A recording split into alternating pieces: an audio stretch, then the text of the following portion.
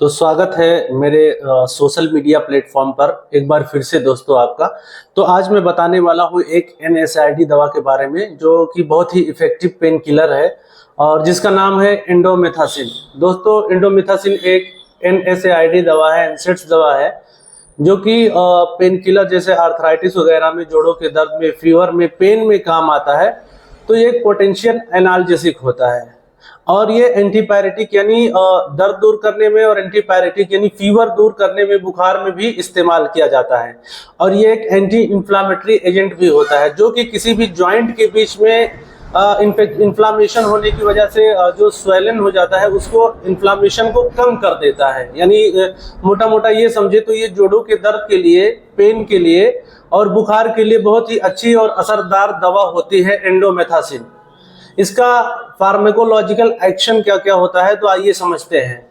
Pharmacological इसका जो action होता है ये रूमेटॉइड आर्थराइटिस में और उसका जो जॉइंट का जो सूजन होता है उसको उसमें इस्तेमाल करते हैं। रूमेटॉइड आर्थराइटिस में दरअसल होता क्या है, ये एक तरीके का गठिया होता है जिसमें खुद की इम्यूनिटी खुद के ही पार्ट को हार्म करने लग जाती है, नुकसान पहुंचाने लग जाती है, जो कि जोड़ों के बीच में दो जोड़ों के बीच में होता है, जिसकी वजह से पेन होना यानी दर्द होना और जोड़ के बीच में सूजन होना, उसमें बहुत ही अच्छी तरीके से यह काम करता है।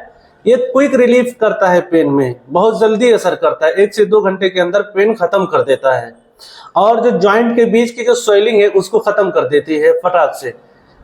और ये जो गाउट का यानी जो यूरिक एसिड बढ़ने की वजह से जो आर्थराइटिस होता है गाउट का, क्रिस्टल्स वाला, इसको बहुत तेजी के साथ इसके अटैक को बहुत जल्दी, जो एक्यूट अटैक होता है यानी जो फौरन गाउट अटैक होता है उसको तुरंत कम कर देता है और दर्द जो है 1.5 से 2 घंटे के अंदर दर्द पूरी तरीके से खत्म कर देता है इंडोमेथासिन। तो इस हिसाब से ये बहुत अच्छा पेन किलर और दर्द की दवा है।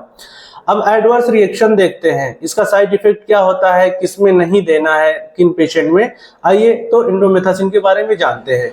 तो ये इसको लेने के बाद क्या हो सकता है, गिडनेस हो सकता है यानी चक्कर जैसा आ सकता है और मेंटल कंफ्यूजन हो सकता है। पेशेंट थोड़ा सा समझ नहीं पाता है, थोड़ा स्फुर तरीके से बिहेव करने लग जाता है, ये साइड इफेक्ट हो सकता है।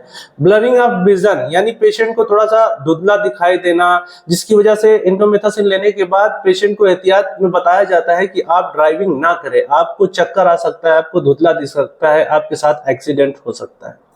पेशेंट डिप्रेशन में जा सकता है, जो न्यूरोकेमिकल्स है, ब्रेन केमिकल्स है, वो थोड़ा आगे पीछे हो सकता है एंड साइकोटिक डिस्टरबेंस हो सकता है। ये एडवर्स रिएक्शन इंडोमेथासिन को देखने को मिल सकता है, लेकिन ये हर पेशेंट को नहीं पाए जाते, रेयर केसेस में बहुत ही कम चांस होता है।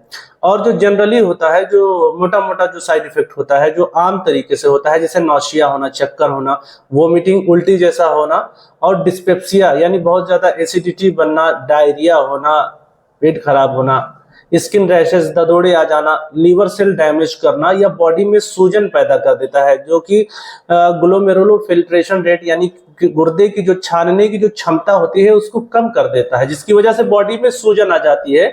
और नेफ्रोटॉक्सिसिटी की का भी इसका साइड इफेक्ट हो सकता है, यानी किडनी को नुकसान कर सकता है। तो पेन किलर बहुत अच्छा है, लेकिन उसके साथ साथ साइड इफेक्ट भी है, तो बिना डॉक्टर के लेना नहीं है इंडोमेथासिन को।